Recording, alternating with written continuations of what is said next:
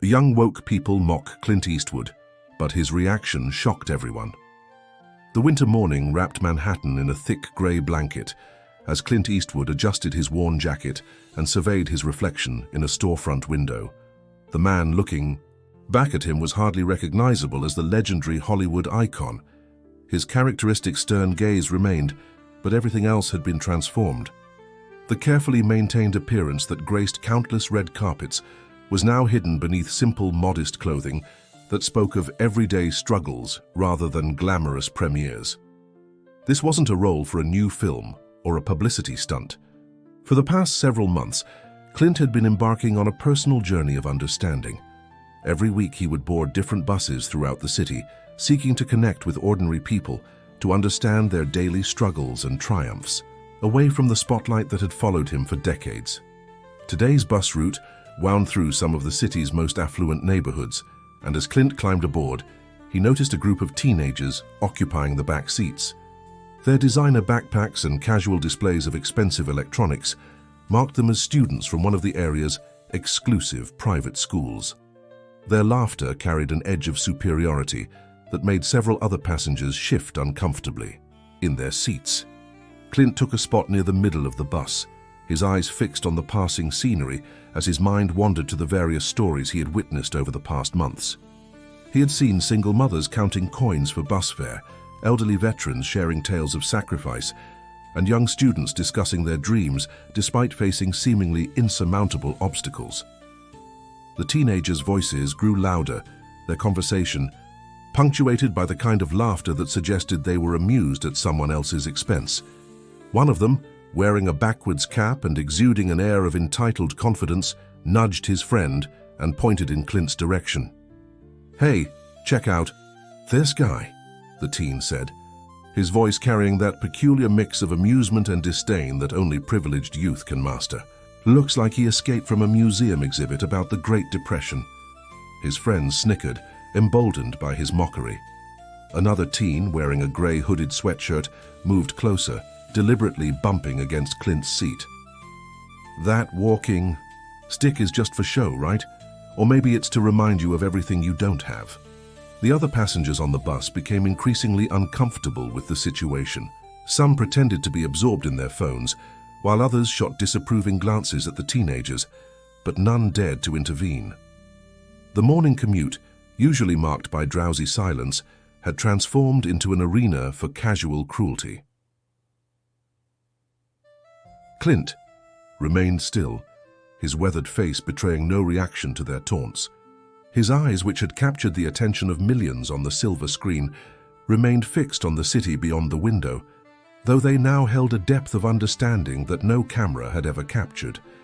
Each insult, each mocking laugh, only served to reinforce why he had chosen to undertake this journey. The teens, interpreting his silence as weakness, grew bolder. Their ringleader, the one with the backwards cap, moved to stand directly in front of Clint. His expensive sneakers and designer jeans created a stark contrast with Clint's humble attire. "So what's your story, old-timer?" he asked, his voice dripping with false concern. "Are you trying to hide from something or just looking for attention?" The bus fell silent, the regular percussion of urban transit becoming the only sound as passengers held their breath, waiting to see how this confrontation would unfold. The tension in the air was palpable, thick with anticipation and discomfort. Even the most disinterested passengers couldn't help but turn their attention to the unfolding scene. In this moment of suspended animation, Clint's mind wandered to all the characters he had portrayed throughout his career. Men of principle, of quiet strength, of unwavering resolve. But this wasn't a movie, and he wasn't playing a role. This was about something far more fundamental: human dignity and the power of genuine understanding. The silence that had enveloped the bus was shattered by Clint's calm, measured voice. His words, though quiet, carried the weight of decades, of experience and wisdom. "You think it's amusing to mock others?" he asked, finally turning to face the teenagers. "Let me tell you something about what you see before you." The sudden shift in his demeanor caught the young tormentors off guard. The authority in his voice, honed through years of commanding both movie sets and audience attention, was unmistakable, even through his humble disguise. The teen with the backwards cap took an involuntary step backward, his previous bravado wavering. Each wrinkle on my face, each mark you see, tells a story of challenge and triumph, Clint continued, his voice growing stronger but maintaining its measured tone. These clothes you mock, they represent the dignity of honest work and humble beginnings, something that seems to have escaped your understanding. The other passengers, who had been avoiding eye contact moments before, now found themselves drawn to the unfolding scene. A young woman in nurse's scrubs nodded slightly, while an elderly man clutching his worn briefcase leaned forward, hanging on every word. The teenager in the grey hoodie, who had been so quick to mock earlier, now shifted uncomfortably, his eyes darting between Clint and his friends. The artificial confidence that had fueled their cruelty began to crack, revealing the insecurity beneath. "But this isn't about my appearance," Clint went on, his gaze moving from one teen to another. "It's about what your behavior reveals about yourselves. Your laughter doesn't diminish me. It exposes your own limitations." A middle-aged woman who had been pretending to read a book lowered it to watch the scene unfold. The bus driver, monitoring through his rearview mirror, slowed slightly, equally invested in this unexpected morning drama.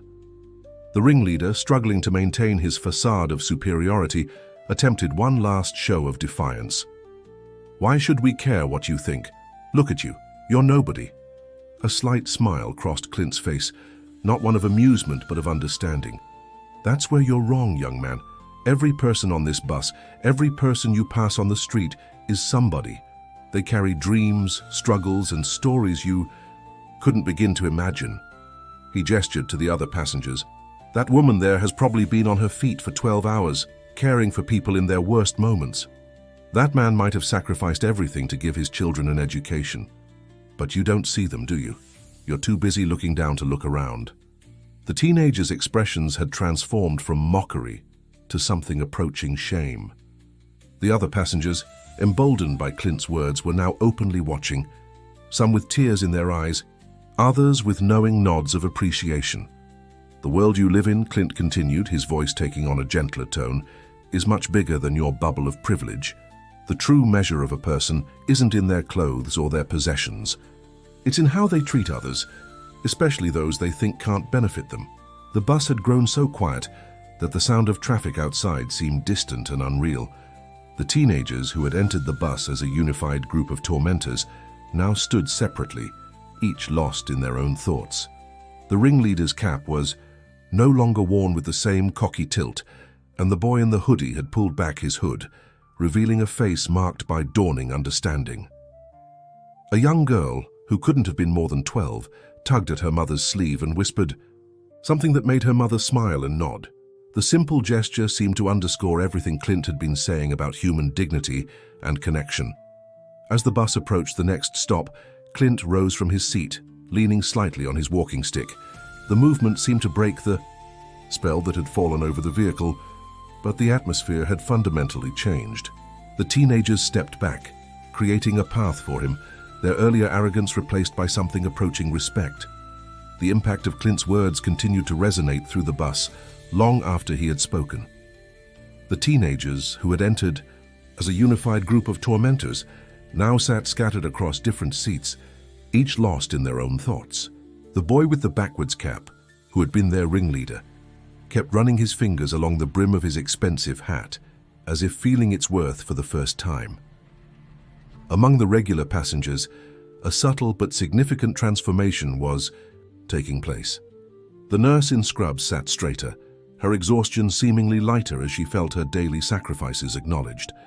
The elderly man with the worn briefcase had tears in his eyes, perhaps remembering his own struggles and triumphs that had gone unnoticed for so long. As the bus continued its journey through the city streets, the boy in the grey hoodie, whose name was Thomas, found himself staring at his reflection in the window. His designer sweatshirt, which had seemed like armor of superiority just moments ago, now felt heavy with the weight of recognition. He thought about his grandfather, who had worked 2 jobs to provide for his family, and whom he had recently been embarrassed to be seen with at a school event because of his worn clothes. Near the front of the bus, a young mother who had been clutching her waitress uniform noticed one of the teenagers, a girl who had been part of the mocking group, but had remained mostly quiet, looking at her with new eyes. The girl's designer bag sat forgotten at her feet as she watched the woman check her phone, probably keeping track of time before her shift. The ringleader, Jason, found himself unable to meet anyone's gaze. His mind kept returning to something his father had told him just last week. "Money can buy respect, son." But now, watching the quiet dignity with which other passengers carried themselves, he began to question everything he had been taught about worth and respect.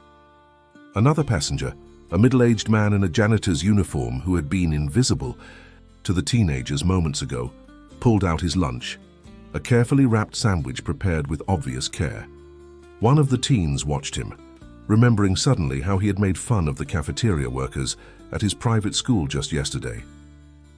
The bus driver, who had witnessed countless dramas unfold in his vehicle over the years, noticed something unique about this moment.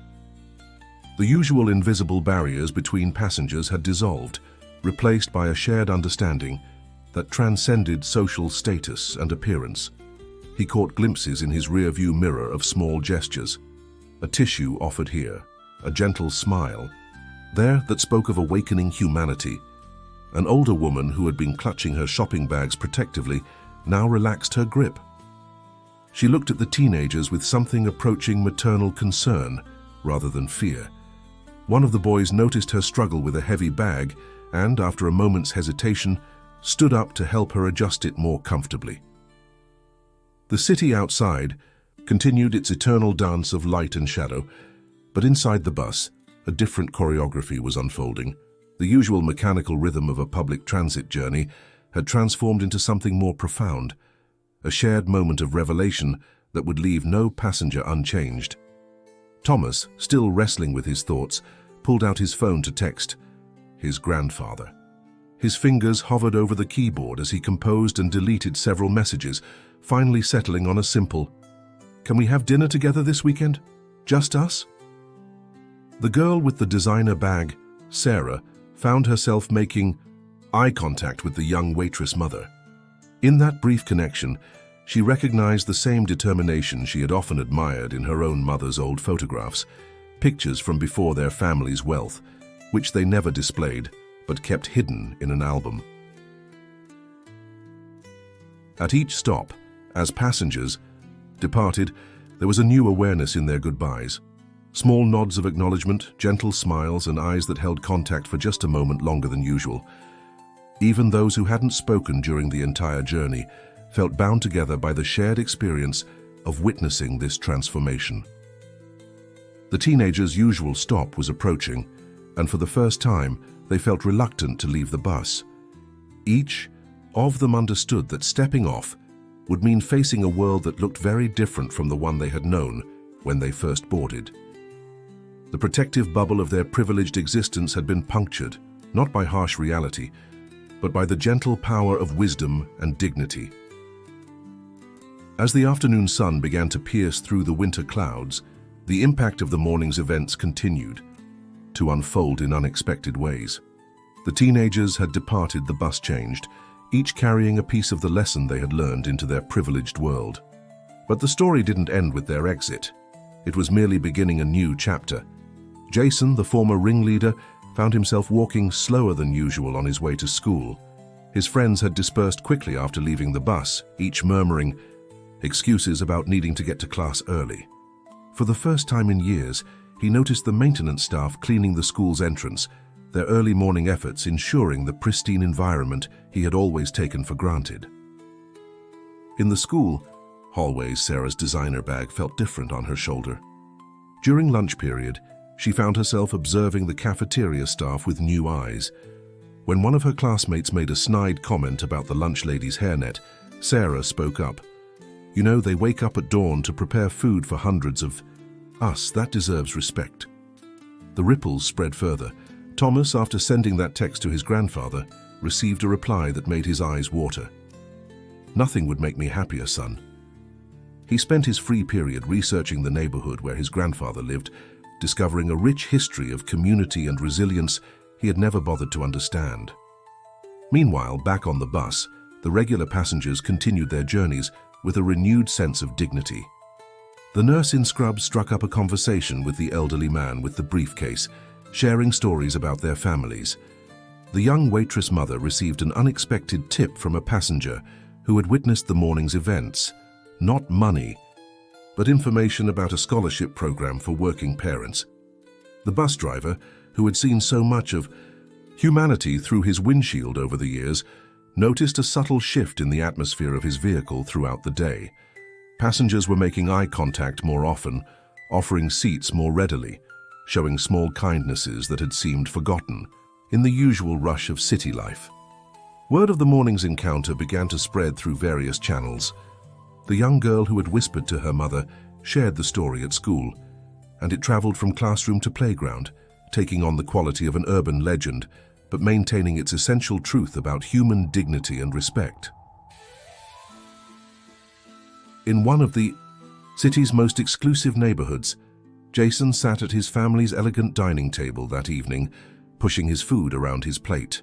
When his father asked about his unusual quietness, Jason struggled to find the words to express how his world had shifted. "Dad," he finally said, "what makes someone truly worthy of respect?" The question hung in the air, creating a moment of genuine connection between father and son. For the first time, they had a real conversation about value, worth, and the true meaning of success. Jason's father, seeing the thoughtfulness in his son's eyes, felt a mixture of pride and humility as he recognized the beginning of his son's journey toward emotional maturity. Sarah spent her evening going through old family photos, finally asking her mother about the times before their wealth. The stories she heard of struggle, determination, and dignity in the face of hardship gave her a new perspective on the designer clothes in her closet and the expensive car in their garage. Thomas's grandfather, receiving his grandson's text, sat in his modest apartment with tears in his eyes.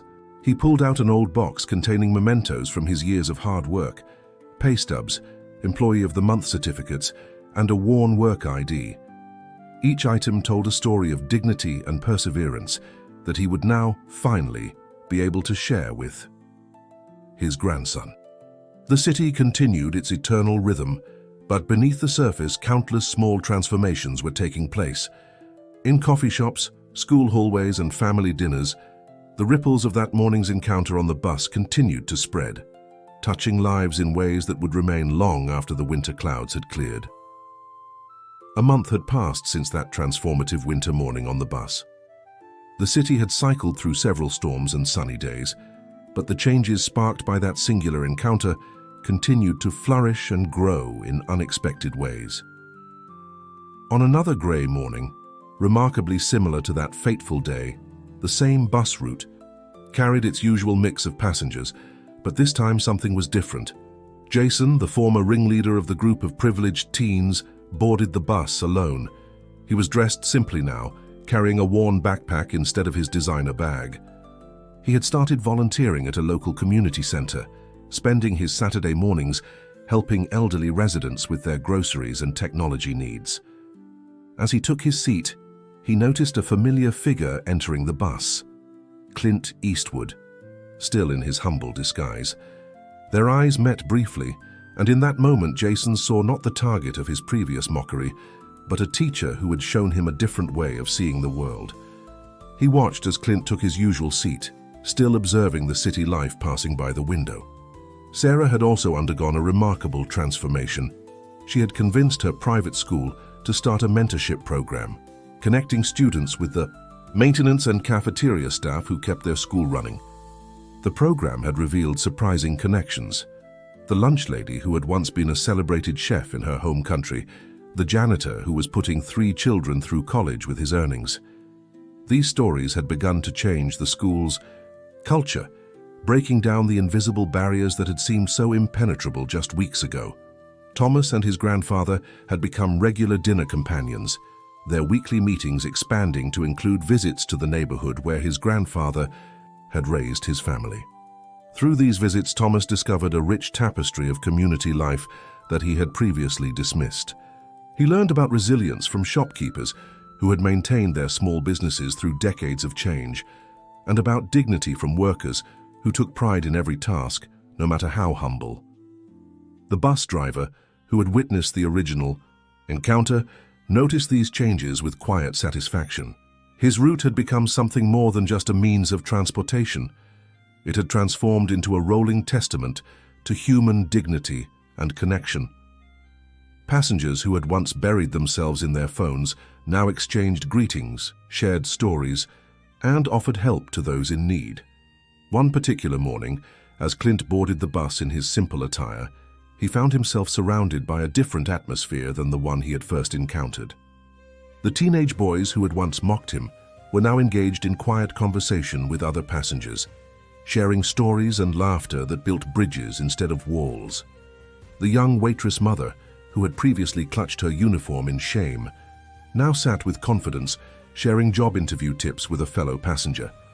The transformation hadn't stopped with the original participants. Word of the encounter had spread through the city's intricate social networks, taking on the quality of an urban legend that carried a profound truth. Other buses, other neighborhoods, other schools had begun to experience their own small revolutions of kindness and understanding. In the end, Clint's disguise had revealed something far more significant than just the contrast between appearance and reality. It had shown that true change doesn't require grand gestures or dramatic revelations. Sometimes it starts with a single moment of truth, spoken with dignity and received with an open heart. As the bus continued its route through the city streets, Clint observed the fruits of that winter morning's encounter. The teenagers who had once wielded their privilege as a weapon had become advocates for understanding and respect. The passengers who had once been invisible to each other now formed a loose but genuine community, bound together by their shared humanity. The city outside remained the same. Tall buildings still reached for the sky, streets still hummed with traffic, and winters still painted everything in shades of grey. But within the microcosm of that bus route, a profound change had taken root and flourished. The simple disguise of a legendary actor had become a catalyst for transformation, proving that sometimes the most powerful lessons come not from grand speeches or dramatic confrontations, but from quiet moments of truth and dignity. As Clint prepared to depart at his usual stop, he caught sight of his reflection in the bus window. The humble clothes and weathered appearance that had once drawn mockery now seemed to radiate an inner dignity that had nothing to do with fame or fortune. In choosing to dress simply, he had revealed something far more valuable than any Hollywood role could convey: the transformative power of authentic human connection. The bus drove on, carrying its passengers through the city's endless rhythm of life. But now each journey carried the possibility of new understanding, new connections, and new transformations. The story of that winter morning had become part of the city's heartbeat, a reminder that within every ordinary moment lies the potential for extraordinary change.